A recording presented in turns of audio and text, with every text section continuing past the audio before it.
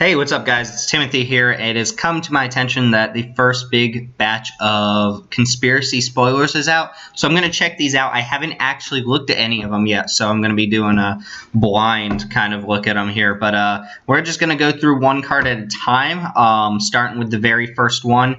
Remember, conspiracy is not a standard set, so don't get excited about these cards in standard. But let's see what we've got here. We're going to go ahead and try not to spoil too much else, keeping the window kind of small. So first off, we have Sovereign's Realm. Sovereign's Realm. This is it looks like a mythic.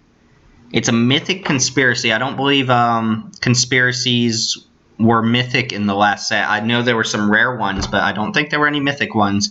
It says you start with a conspiracy face up in your command zone. So any conspiracies you draft throughout the draft, you're allowed to use all of them in the command zone. Previously, some of them had to be face down, and you would name a card name, write it on a piece of paper, and you would flip it when that card is played or something like that. But let's go and read it. It says your deck can't have basic land cards, and your starting hand size is 5.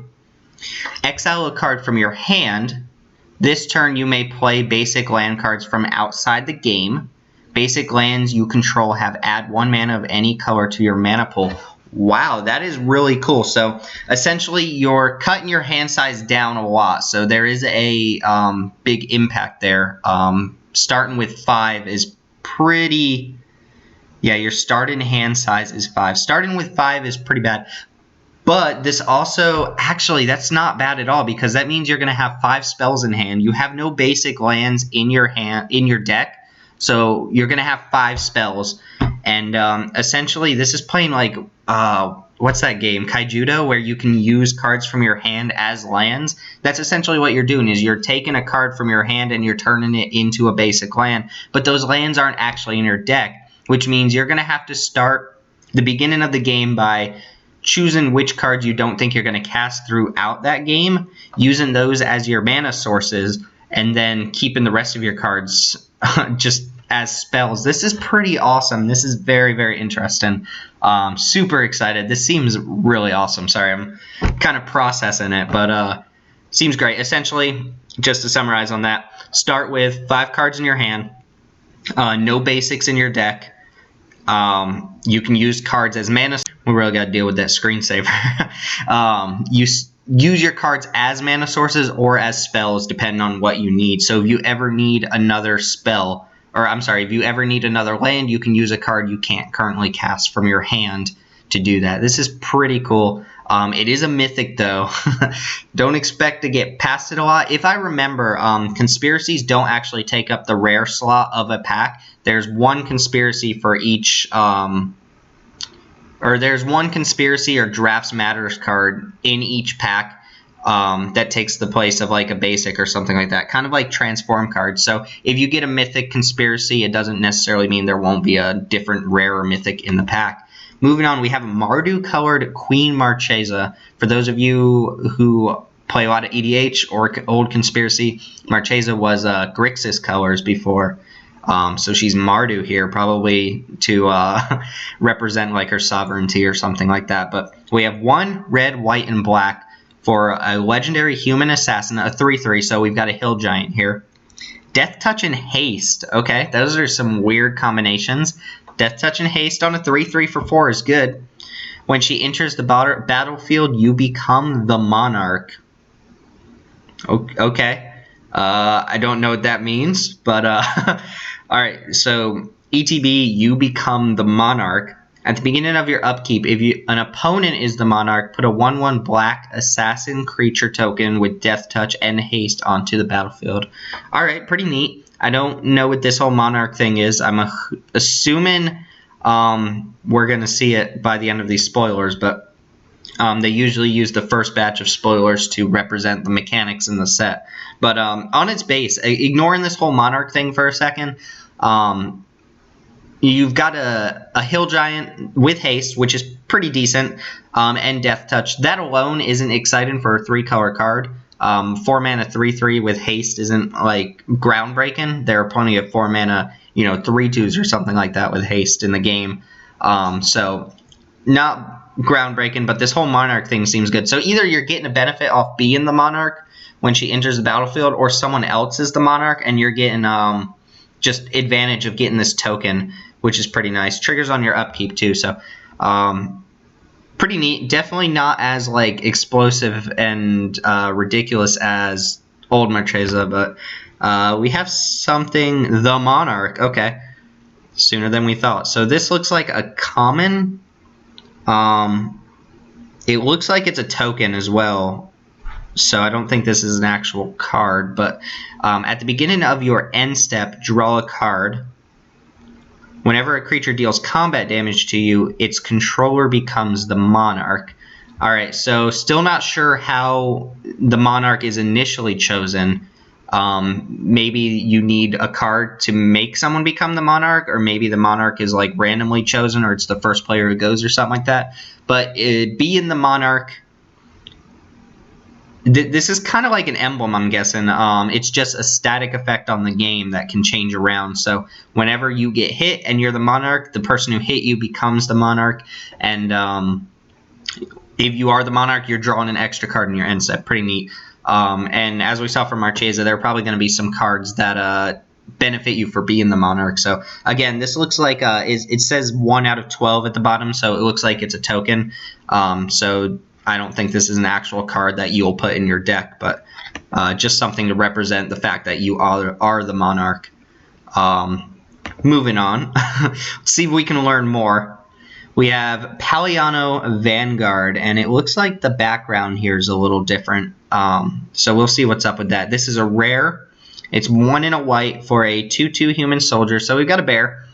Draft Paliano face card, face Paliano Vanguard face up. So draft matters cards. Those are definitely back. As you draft a creature card, you may reveal it, note its creature types, then turn Paliano Vanguard face down.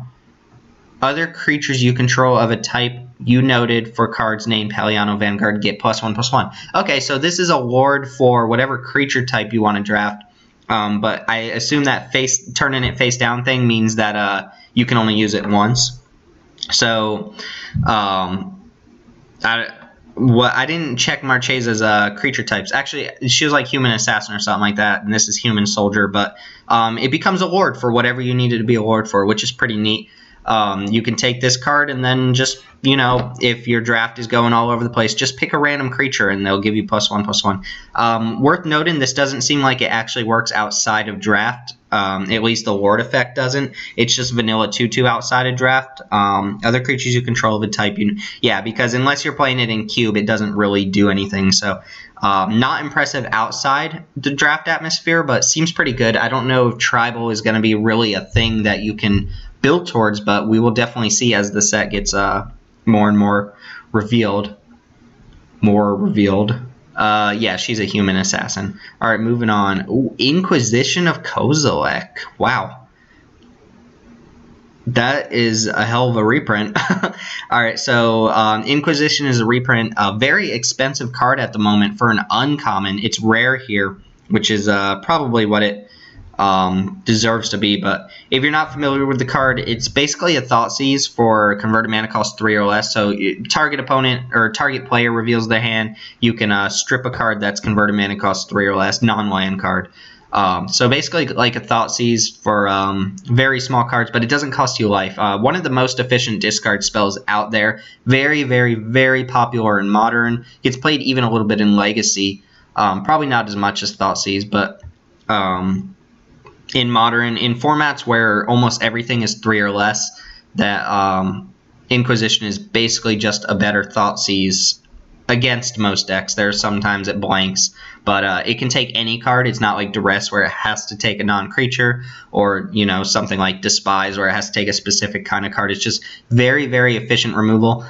In draft, if we're still doing the multiplayer thing, this kind of card gets way, way worse, so I don't see this being like a top-notch draft pick. But it is a very strong card, and people will be drafting it just for the money. This is obviously a chase rare. It needed reprinting. I don't get the flavor of it. Like, we're on Fiora, right? Or the plane of Fiora is where Conspiracy takes place. So I don't really know that Inquisition of Kozilek needed reprint and flavor-wise here. It seems like it would have made more sense in Battle for Zendikar or Oath of the Gatewatch, but I guess they didn't want it in Standard. But happy to see this. This is awesome. I personally only own one copy, and as much as I want more, I can't justify the price on it. But the fact that it's rare also means that, you know, the price isn't going to budge that much, but it should bring down the copies, and the art on it's pretty awesome. I'm not a big fan of the art on the original one, but I think it has been printed twice. And that's it.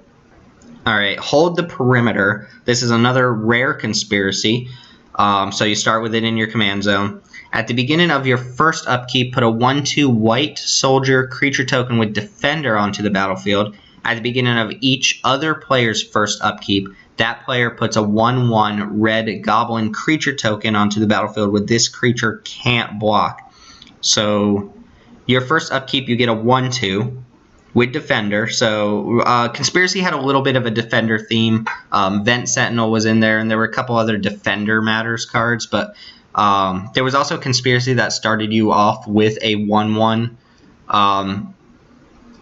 Defender, a Construct or something like that, but it was a common. This one's a rare. So you start the game with a 1/2 Defender, and then on each other player's turn, they get a 1/1 Goblin that can't block. So I think this is designed to try and make games go a little bit quicker, since people are going to be getting creatures all the way around. At the beginning of each other player's first upkeep. Oh, okay. So they only get a goblin on their first upkeep. Interesting. So this is I get the design here. So you get a 1/2, which can block those 1/1s, which means those 1/1s are very likely to go out at your other opponents. So very nice design. I didn't see the first upkeep part of that goblin part, but it doesn't trigger over and over. It just starts the game. Everybody has a creature on board, and those goblins. They can attack right away, I believe. You should have them at the beginning. Never mind. No, they don't get it until their upkeep. They don't start on the board. But, yeah, interesting design here. Incentivizing your opponents to attack each other right off the get-go, since those 1/1s aren't going to be able to get through your 1/2. They give you the perfect blocker to make those 1/1s go at each other. So really neat here. Took me a while to kind of piece that one together in my head, but... Natural Unity. I'm guessing this border means, I don't know. Oh, Hidden Agenda. Oh, this is a conspiracy. It's a green conspiracy. Interesting. All the conspiracies were just blank, colorless cards in the original one. This is interesting, probably because it has a green identity or something like that. But anyway, Hidden Agenda, this is what I was talking about. So you start the game with the conspiracy face down in the command zone, and you secretly name a card. Usually you'll just write it on a piece of paper, or if you're not, you know, a lot of people just write it on the card if they're planning on getting rid of it. But I suggest paper. I don't like wasting cards. But you can turn it face up at any time and reveal the chosen name. So you do have to have it written down. Nobody's going to just take your word on it. Also incentivizes you to draft a lot of creatures with the same name, because these cards get better the more of that card you have. Anyway, creatures you control with the chosen name have, at the beginning of combat on your turn, you may pay green if you do put a 1/1 counter on this creature. Nice. So this is supposed to be, this is a very green card. It lets you pump your creatures up over time by investing mana into them. Keep in mind that's only the creature that you named, so it's not like a universal effect. But if you have a bunch of, I don't know, there's probably some like Squadron Hawk-esque type card in this set. There was a Screechin'. There was a couple in Conspiracy. There was like Screechin' Seahawk or something like that. Not a very good card, but a card that's good in multiples. This incentivizes you to draft with a particular game plan in mind. If you have this Natural Unity, you're going to look for copies of cards you already have. And if you already have multiple copies of a certain creature, you're much more incentivized to take a card like this. This is pretty good, though. It is. There's no way to interact with conspiracies. They don't use the stack, so they can be flipped up at any time. And kind of like a morph ability or something like that. And they just sit there for the rest of the game, giving you some sort of advantage. So not like a first pick by any means, but a card that you'll incentivize higher once you have like 2 to 3 copies of a certain creature. You can also just name a single creature in your deck if you end up with it, and it gives you that benefit when you do it. Sorry, not meaning to Go forward, Summoner's Bond, so an uncommon conspiracy with double agenda. This is coming back as well. You start the game with this conspiracy face down in the command zone and secretly name 2 different cards. Never mind, double agenda was not in original conspiracy. That was just hidden agenda. So you name 2 different cards. You can turn it face up at any time and reveal the chosen names. Okay. Whenever you cast a creature spell with one of the chosen names, you may search your library for a creature card with the other chosen name, reveal it, put it into your hand, then shuffle your library. This is pretty interesting. This is definitely worth an uncommon pick, a very early pick. It basically just turns one creature in your deck into a tutor for the other and puts it into your hand. That's really awesome. So if you have a big bomb, you can use that. You can just name a random creature from your deck, especially if you have multiples of it. Keep in mind, if you have like 2 of one creature and 1 of the other, anytime you play the one creature, I believe it has to come into play whenever you cast a creature spell. So whenever you cast one of the creatures of one name, you go tutor for the other, and vice versa. So if your big bomb hits first, you play that, and then you can go tutor up the other guys. If you have multiple bombs and you just want to make Haymaker after Haymaker, you can name both those cards and just keep gas flowing in your hand. Again, this incentivizes you to pick multiple copies. Think about it this way. Imagine this is like the nuts situation. Imagine you have like 3 of one creature and 3 of another, and you name both of those for hidden agenda or double agenda here. Well, you cast one, you go get the other one. You cast that one, you go get another copy of the first one. You cast that one, you go get another copy of the last one. And you just keep the gas flowing. It's like Squadron Hawking for another creature, and that creature gets you the next Squadron Hawk. Pretty interesting. Definitely curious on how this is going to play out. Incentivizes you maybe to draft cards that are weaker, but having them in multiples means that you'll always have something to cast in your hand. So pretty excited. These are pretty cool. I definitely like them. Knights of the Black Rose. This is white and a black for a 4/4 human knight. This is an uncommon. When it enters the battlefield, you become the monarch. You are the monarch, which means you draw on your end step. But also incentivizes people to attack you so that they can draw on the end step. Whenever an opponent becomes the monarch, if you were the monarch as the turn began, that player loses 2 life and you gain 2 life. Interesting. So you become the monarch, and then the next time somebody hits you, assuming you've been the monarch that whole turn, the next time somebody hits you, they are going to become the monarch, but they're also going to lose some life and you're going to gain some life back. So this is kind of making up for that incentive for people to attack you. So being the monarch is a strong ability. Anytime drawing an extra card on your end step is huge. Just having that card advantage is huge. So people are very likely going to focus their energy on the monarch. They're going to focus their attacks there if they can. So this kind of makes up for that life loss. That life gain is pretty good. Also seems really good if there are blink effects, since it's an ETB trigger, just makes you the monarch automatically. Also, just on note, it's a 4/4 for 5, which seems decent. We don't know what the general creature base is going to look like yet, but that's a good card, especially for an uncommon. I feel like this could be a rare, kind of like a low-end rare, but it's definitely a strong uncommon, and I'm very happy to see it here. This monarch thing seems pretty cool. I can dig it. All right, we have Lieutenant of the Guard. This is a 5-mana 2/2. 5-mana 2/2 is not good. It's a common human soldier, has Council's Dilemma. When Lieutenants of the Guard enters the battlefield, starting with you, each player votes for strength or numbers. Put a 1/1 counter on him for each strength vote, and a 1/1 white soldier creature token onto the battlefield for each numbers vote. Interesting. So making up for that weak base power, your opponents are going to have to choose to either give you a bigger guy or give you a more spread out board. Honestly, if you're the opponent, you probably just want to put more 1/1 counters on this. If each other opponent, assuming you're in a 4-person game, if each opponent, you get a vote too, actually. So if you and all the opponents vote, put a counter on them, that's a 6/6 for 5, which is much better. And if you spread it out, it just gets better. So Paying 5 mana for a 2/2 and 4 1/1 spirits is fantastic, especially with that draft card we already saw. The Lord, you can pick spirits or humans or something like that, and gets much better. If your opponents have removal spells, you can guarantee that they're just going to put 1/1 counters on this, but the fact that some opponents may think the 1/1 spirits are easier to deal with might mean you get to spread this out a little more. I think this card is better the more spirits you get and the less counters you get, but even like a 2/2 split makes this a 4/4 that comes in with 2 1/1 spirits, and that's a fantastic card. This is strong for a common. Caught me off guard there for a second, but I think it's a pretty strong card. Probably don't want too many of them because 5 mana is a lot. You don't want to fall behind in a 4-person game.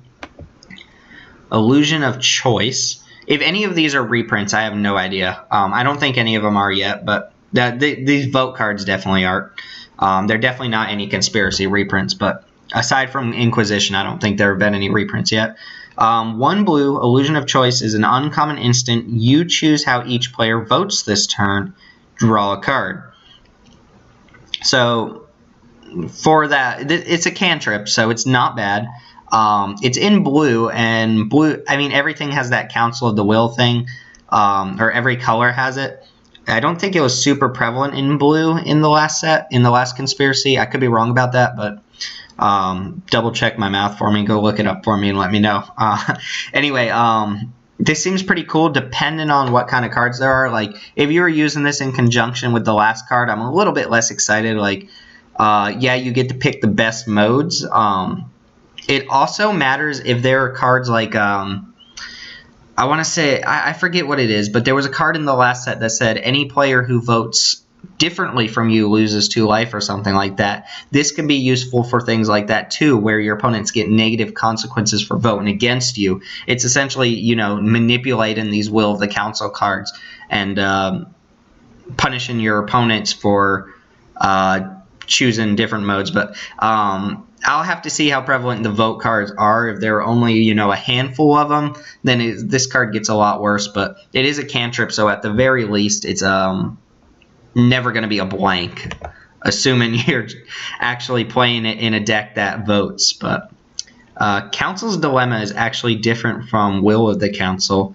I'm not sure how it's different. Will of the Council was everybody votes and then something happens. Oh, okay, I think I see the difference. So Will of the Council was everybody votes for one or the other, and one of those happens. Council's Dilemma seems to be everybody votes for one or the other, and it splits up those votes between those two. So both effects could essentially happen in escalation, whereas Will of the Council is only one of those 2 effects will happen. Maybe. I don't know. That's kind of what I'm thinking. I don't remember Council's Dilemma. I believe it was Will of the Council in the last set, but anyway, moving on. 2 mana, 1 and a blue for Jeering Homunculus. It's a 0/4 Homunculus. Surprise, surprise. When it enters the battlefield, you may goad target creature. Until your next turn, that creature attacks each combat if able, and attacks a player other than you if able. Interesting. So it's a provoke ability, but the creature that gets provoked cannot attack you. So if somebody has a huge beater on board, or something that you just need to get out of the way because you can't get through it, you goad it, I guess, and then it has to swing, so it's going to tap down to do that, probably. And then it's also not coming at you, so it's probably going to take something down or deal a lot of damage to another opponent. You're also getting this 0/4 blocker. This does seem like a later game card. It looks like a 2 mana 0/4, but it's something you probably want to hold until the late game when somebody actually has something that can kill a player. Very interesting. It's worded so that if a creature gives you multiple combat steps or something like that, that creature has to attack again if it untaps and is able to attack. So interesting. We'll see how many goad cards there are, but very interesting way to make your opponents work against each other. Also, just noticing the flavor text, it says Micklethid had always hated crowds, and they had always hated him. This is like very clearly a flashback to what is it? I don't know his name. You know who I'm talking about. The homunculus from Ravnica with the interesting name. I believe the flavor text always says something like blah blah blah. Always hated crowds. Maybe that's it. Anyway, also looks like he's just flicking this crowd off, which is pretty awesome. Anyway, interesting. Goad. Use your opponents against each other. Deputized Protester. 3 mana for a 2/1, Menace and Melee, another ability. Whenever this creature attacks, it gets +1/+1 until end of turn for each opponent you attacked with a creature this combat. Alright, so it's going to get +1/+1 just for attacking one player. But if you have other creatures attacking other players, your melee creatures get an additional +1/+1 for each opponent you're sending a creature at. Pretty nice. Very red ability. It incentivizes you to split your attacks up, but also makes your creatures bigger for doing so, meaning that you're going to deal more damage to individual players, or you're going to deal less damage than if you had swung all in at one player, but you're going to deal a tiny bit more damage spread across than you would have if you'd focused on one player. So imagine you have just 3 of these guys on the board and you send them at one player, you're going to deal, they're all going to get +1/+1 because you only attacked one opponent each turn. It gets +1/+1, yeah. So they're all going to get +1/+1. You'll deal 9 damage that way to a single player, whereas if you send them all at different players, they're each going to get +3/+3 since you're attacking 3 different players, meaning you're going to deal a total of 15 damage. This thing also has Menace, and just as a 3/2 Menace for 3, that's a decent card. But the fact that it gets bigger if you send multiples at other people, perfect card for this hidden agenda, double agenda thing. Like, perfect card if there's some sort of red-based agenda, which I'm assuming there is since we've seen a green one. But fantastic design. I really, really like that. That's really cool. Melee, Goad, Council's Dilemma, Monarchy. I don't know. There's a lot going on here. Crown Hunter Airling. 4 in a red for a 4/4 Ogre Mercenary. So this is another 4 for 5. When it enters the battlefield, you become the Monarch. Crown Hunter Airling can't attack unless defending player is the Monarch. Alright, so this is filler, right? It definitely looks like filler. So ETB, you're the Monarch, so it gives you that card draw and end step. But it's also just kind of shut down unless an opponent is a Monarch. Very interesting design. Doesn't strike me as particularly amazing because you're incentivized to want to be the Monarch for a longer period of time, I think. And the 4/4 body holds off attackers pretty well.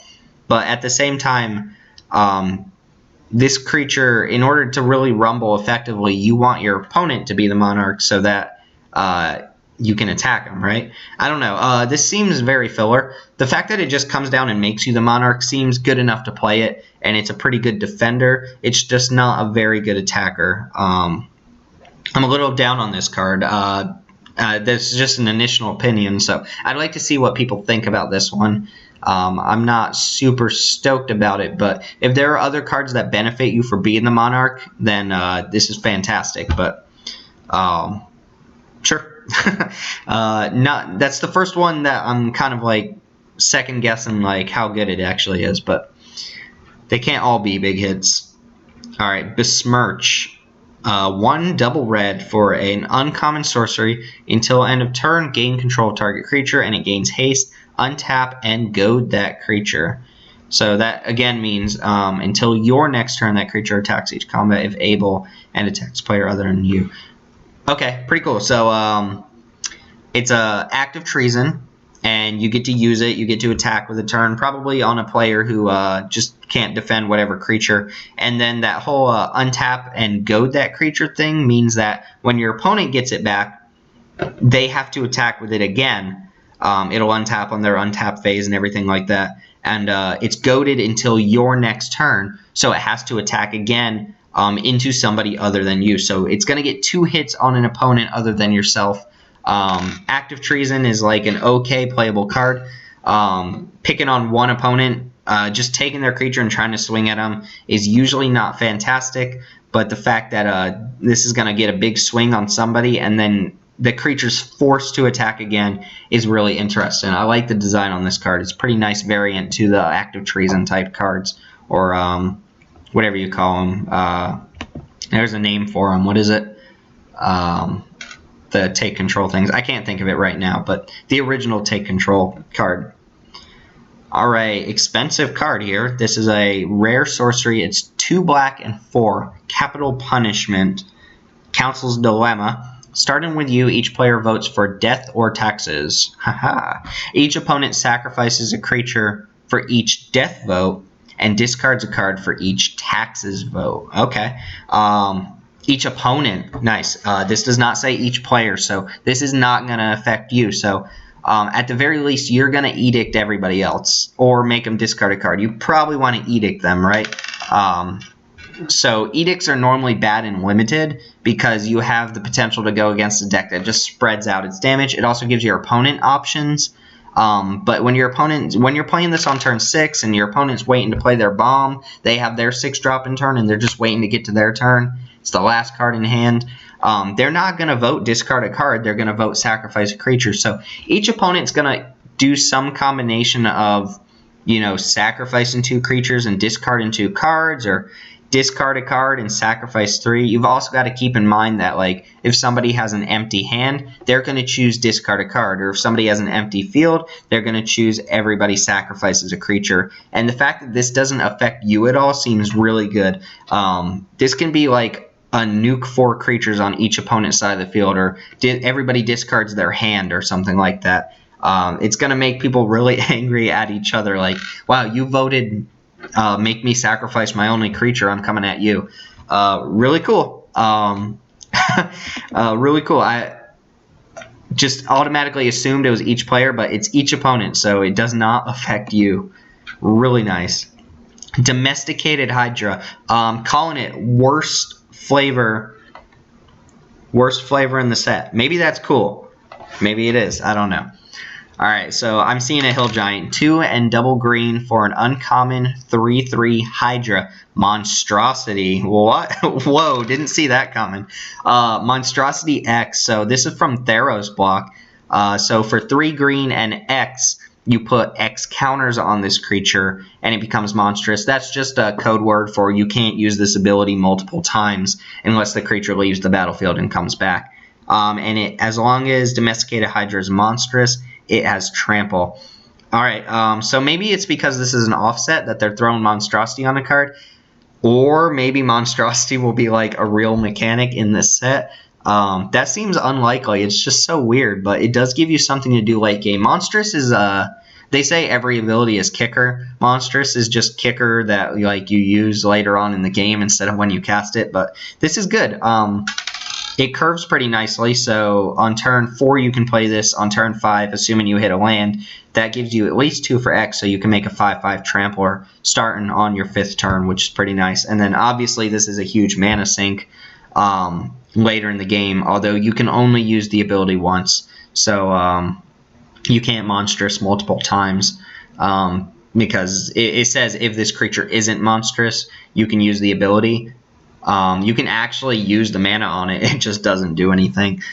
But yeah, that was interesting. I was not expecting Monstrosity there. Just complete curveball. Also, Domesticated Hydra, like, what is that? What's going on with that? Alright, Animus of Predation. 4 and a green for a 4/4 uncommon. Hill Giant, or not Hill Giants, but these, I don't know what code word for 5 mana 4/4 is, but they are everywhere. We have an avatar. I think that border just means it's a Draft Matters card, or it's Conspiracy or something like that. But you draft it face up. When you draft it, you may remove it from the draft face up. Those cards aren't in your card pool. So if you... Oh, I'm sorry. As you draft a card, you may remove it from the draft face up. Alright, so... Hold on, let me finish reading it. If you removed a creature card with flying from the draft with cards named Animus of Predation, Animus of Predation is flying. The same is true for First Strike, Double Strike, Death Touch, Haste, Hexproof, Indestructible, Lifelink, Menace, Reach, and Vigilance. Okay, so kind of variant on the Soul Flare type cards, or, the Graven Cairn or whatever. I don't know, the Changeling guy.